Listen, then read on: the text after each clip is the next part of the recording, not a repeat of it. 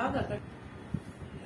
ఏషా బ్రాహ్మీ స్థితి పార్థ నైనాం ప్రాప్య విముష్యతి స్థిత్వాస్యమంతకాలే అపి బ్రహ్మ నిర్వాణమృచ్చతి. ఇట్లాంటి ఏషా బ్రాహ్మీ స్థితి పార్థ న ఏనాం ప్రాప్య విముష్యతి స్థిత్వా అస్యాం అంతకాలే అపి బ్రహ్మ నిర్వాణం ఇచ్చతి. చూడండి అర్జున, ఏష ఇదే బ్రహ్మ ప్రాప్తి నందిన పురుషుని యొక్క స్థితి. ఇప్పుడు ఈ విధంగా తెలుసుకున్న వాడి స్థితి ఎలా ఉంటుంది? ఇప్పుడు ఈ బ్రహ్మ జ్ఞానం అని అనుకుంటున్నాం కదా, ఈ జ్ఞానాన్ని పొందిన వాని స్థితి ఎలా ఉంటుంది అంటే, అది పొందిన తర్వాత ఎలా ఉంటాడు? విముష్యతి, ఎన్నడును మోహితుడు కాడు. ఇంకా ఏ విషయంలో కూడా మోహానికి గురి కాడు.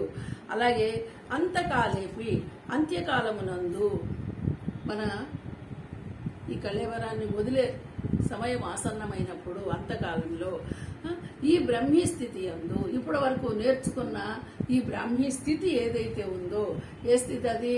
నేను అక్షర బ్రహ్మ స్వరూపాన్ని, పరమాత్మని అని ఎవరైతే ఆ స్థితిని పొంది ఉన్నారో, స్థిత్వ, అట్లాంటి స్థితి అయి ఉన్నవాడు బ్రహ్మ నిర్వాణం, బ్రహ్మమునందు పృశ్చతి, పొందును. ఇప్పుడు బ్రహ్మంలోనే కలుస్తున్నాడు, బ్రహ్మాన్నే పొందుతున్నాడు.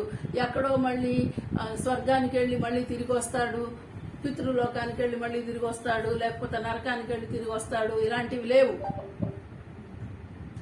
లేవు. ఉన్నదేమిటయా అంటే నన్నే పొందుతాడు, ఆ బ్రహ్మలోకాన్నే పొందుతాడు అని చెప్తున్నాడు. అంటే అర్జున, బ్రహ్మీ స్థితి అనగా, ఇప్పుడు బ్రహ్మీ స్థితి అడిగాడు కదా అర్జునుడు, స్థితప్రజ్ఞుడు స్థితప్రజ్ఞుడు ఎలా ఉంటాడు, ఏం చేస్తాడు, ఎలా కూర్చుంటాడు అని మొదట అడిగాడు కదా 2వ అధ్యాయంలో మొదలైనప్పుడు. ఆ దానికి ఇప్పుడు సమాధానము, ఇదిగో ఈ బ్రహ్మీ స్థితిని పొందినవాడు, ఆ పురుషుడు, ఈ బ్రహ్మీ స్థితిని పొందిన యోగి ఎన్నడూ మోహితుడు కాడు. మరి ఎలాంటి తన ముందు చూపించిన మోహానికి లోను కాడు. అంత్యకాలమునందు ఈ బ్రాహ్మీ స్థితి యందు స్థిరముగా ఉన్నవాడు బ్రహ్మానందమును పొందును. మళ్ళీ ఎక్కడో జారిపోయి విశ్వామిత్రుడు ముందు మేనకను పెట్టినట్టు పురాణాల్లో చెప్పినట్టుగా మళ్ళీ ఎక్కడా కూడా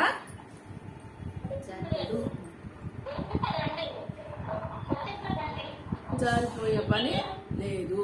కాబట్టి చూడండి, ఈ స్థితిని పొందినవాడు బ్రహ్మ ఆనందాన్ని అన్న. ఇప్పుడు మనకి 2వ అధ్యాయంలో చెప్పిన విషయము, స్థిత ప్రజ్ఞుడు అంటే ఎలా ఉంటాడు, ఆ స్థిత ప్రజ్ఞత్వం ఏంటి, ఈ స్థిత ప్రజ్ఞ కలిగిన వాడు బ్రహ్మని చేరుతాడు, బ్రహ్మంగానే మారుతాడు, మళ్ళీ తిరిగి ఈ లోకంలోకి రాడు అని ఈ లక్షణాలన్నీ ఎలా ఉండాలి అని చెప్పి మనకు జ్ఞానాన్ని బోధించారు. మరి ఇప్పుడు చూడండి 2వ అధ్యాయమే మొత్తం జ్ఞానానికి సంబంధించిన విషయం. 2వ అధ్యాయంలో మనకి ఇంత జ్ఞానాన్ని చెప్పి, నువ్వు నన్నే చేరుతావు అని చెప్పి, బ్రహ్మగా మారతావు అని చెప్పి, మళ్ళీ ఎందుకు ఇంకా 18 అధ్యాయాలు తర్వాత ఇక కొనసాగినవి ఎందుకు? మిగతా 16 అధ్యాయాలు ఎందుకు కొనసాగింది? ఇదిగో ఈ స్థితి తెలుసుకున్నవాడు, ఈ స్థితిని పొందినవాడు మళ్ళీ తిరిగి లోకంలోకి రాడు అని చెప్తూ, ఈ స్థితిని నువ్వు పొందడానికి ఇంకా ఎంత ఉన్నది, ఈ స్థితి పొందితే తిరిగి రావు అని చెప్తున్నది 2వ అధ్యాయం. ఈ స్థితి పొందితే తిరిగి మళ్ళీ లోకంలోకి రావయ్యా, బ్రహ్మను పొందుతావు అని చెప్తున్నాడు. ఆ బ్రహ్మని నువ్వు పొందడానికి ఇంకా ఎంత ఉంది? ఒక జ్ఞానం చూడండి, ఇప్పుడు మీకు ఒక జ్ఞానం అర్థమైనంత మాత్రాన మోక్షం వచ్చేస్తుందా? ఆ జ్ఞానం అర్థమైతే మోక్షం వస్తే అసలు మనమే ఇన్ని రోజులు క్లాసు వినక్కర్లా, మనమే ఇన్ని రోజులు భగవద్గీతను చదవక్కర్లా కదా. ఇప్పుడు మోక్షము అంటే ఏంటి? విడిపోవడము. దేని నుంచి విడిపోవడము? బంధాల నుంచి విడిపోవడం. అసలు బంధం మీకు ఎవరు కలిగించారు? మీకు బంధం ఎవరు కలిగించారు? ఆ బంధం నుంచి ఎందుకు విడిపోవాలనుకుంటున్నారు? బంధము మనమే కల్పించుకున్నాము, విడిపోవాలని మనమే అనుకుంటున్నాము. మరి ఈ బంధం ఏంటి, మోక్షం ఏంటి? కట్టుబడి ఉంటే బంధం, విడిపోతే మోక్షం. దేనికి కట్టుబడి ఉన్నాము? సంసారానికి. ఈ సంసారానికి కట్టుబడి ఉన్నాము. మరి సంసారాన్ని వదిలేసి పోవాలా? సంసారంలో ఉండాలి. ఉన్నావు సంసారం, కానీ అంటుకోకయ్యా. అంటే అది అంటుకోకుండా ఉండటమే మోక్షము, అంటుకోవడమే బంధము. అంటుకోకుండా ఎలా ఉన్నావు? ఇప్పుడు మనం ఉపనిషత్తుల్లో చెప్పుకుంటున్నాము, పరమాత్మ దేనితోనూ అంటుకోడు, సంబంధం లేదు. దేహము నేను కాదు, ఇంద్రియాలు నేను కాదు, మనసు నేను కాదు, బుద్ధి నేను కాదు, ఇంకా దానిపైన ఉన్నటువంటి పరమాత్మని. అంటే నేను దేనితోనూ కట్టుబడి లేను, దేనితోనూ అంటుకొని లేను, అన్నిటికీ సాక్షి మాత్రమే. ఇది తెలుసుకోవడం జ్ఞానం అంటున్నాం. ఇది తెలుసుకున్న వాళ్ళు ఈ 2వ అధ్యాయంలోనే దాదాపుగానండి ఇది అర్థమైంది. మరి తర్వాత నువ్వు ఈ కట్టుబడి ఉండటం అనే మాట గాని, అంటుకొని ఉండటం అనే మాట గాని, కర్మకి బద్ధుడవ్వడం గాని, ఇలాంటి మాటలన్నీ 3వ అధ్యాయం నుంచి నీకు చెప్తున్నాడు. 3వ అధ్యాయం నుంచి నువ్వు కర్మ చెయ్యి, కానీ కర్మకి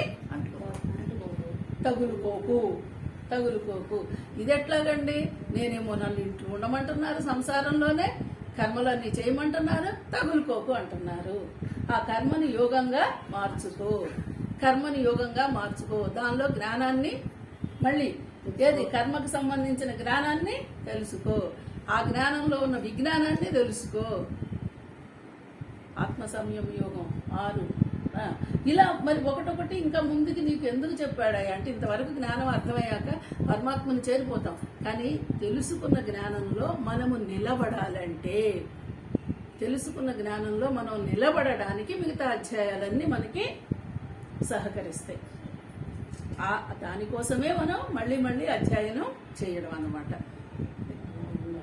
అంతే. ఇప్పుడు తెలుసుకున్నారు జ్ఞానాన్ని. ఈ జ్ఞానములో స్థిరంగా ఉండాలి అంటే కర్మ తెలియాలి, భక్తి తెలియాలి, మోక్షం తెలియాలి, దైవాసుర సంపత్తి విభాగము, నీ మనలో ఉన్న రాక్షస గుణాలు, మనలో ఉన్న గుణత్రయము, రజస్తమో గుణాలు, సత్వగుణం, మరి ఇవన్నీ మనలో ఉన్న వాటిని ఒక్కొక్కటి విశ్లేషణ చేసి తెలుసుకుంటే నువ్వు తెలుసుకున్నటువంటి ఈ బ్రహ్మకే చేరుకోవడానికి అవకాశం ఉంది.